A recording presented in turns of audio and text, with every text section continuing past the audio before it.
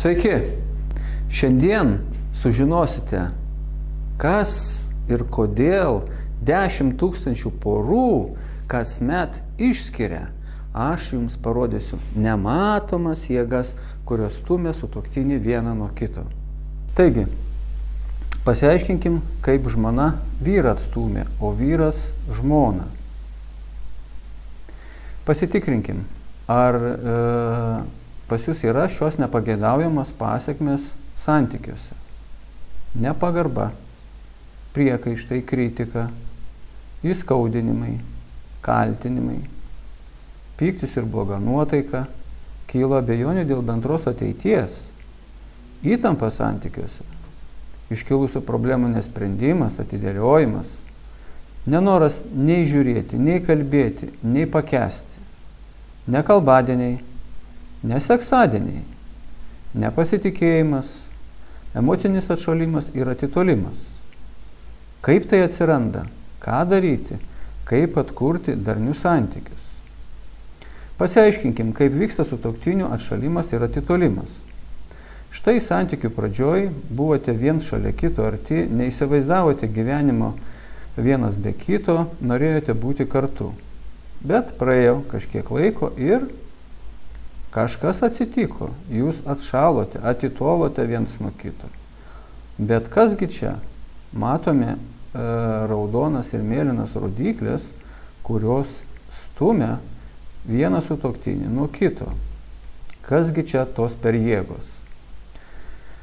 Na, pirmiausia, ta svarbiausia jėga, tai yra mūsų prielaidomis, kuriomis mes vadovaujamės priimdami sprendimus. Antra jėga, tai yra elgesys, kuriantis nepageidaujamas pasekmes santykiams, atšaldantis mus. Pasiaiškinkim šiandien, kokios tos prielaidos sugadina mūsų santykius.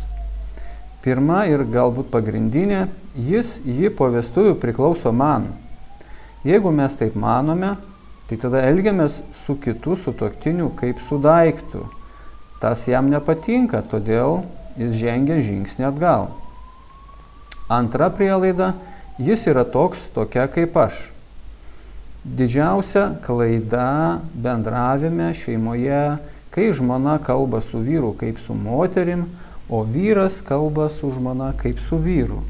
Rezultate jie viens kito nesupranta, įsižeidžia ir dar labiau atitolsta.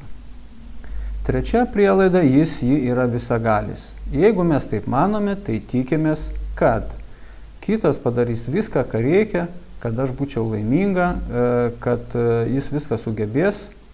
Tačiau dėja, Džeimsai Bondai ir Andželinos Jolie yra mistiniai herojai sukurti žiūrėti filmus.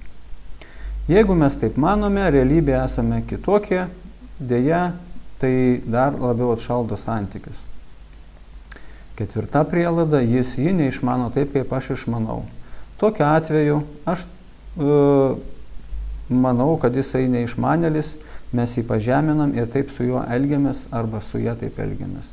Galiausiai sutuoktinis dar žengia žingsnį atgal nuo mūsų. Jeigu mes manome, kad santykių kokybė priklauso nuo jo arba nuo jos, tokiu atveju mes tikimės, kad antra pusė padarys viską, kad santykiai būtų geresni ir aš jausčiausi gerai. Deja, aš asmeniškai nesutikau ne vieno žmogaus, apie kurį žemė būtų pradėjusi suktis. Priešingai, mes turime elgtis taip, kad prisitaikytumėm prie žemės sukimosi, o ne žemė prie mūsų. Jeigu mes taip manome, turim tokias prielaidas, priiminėjam atitinkamus sprendimus, tai pažeidžia mūsų santykius ir mes dar labiau atitolstame viens nuo kito. Galiausiai viena tokia irgi stipri prielaida, aš galiu elgtis taip, kaip noriu, čia turim omeny po vestuvių.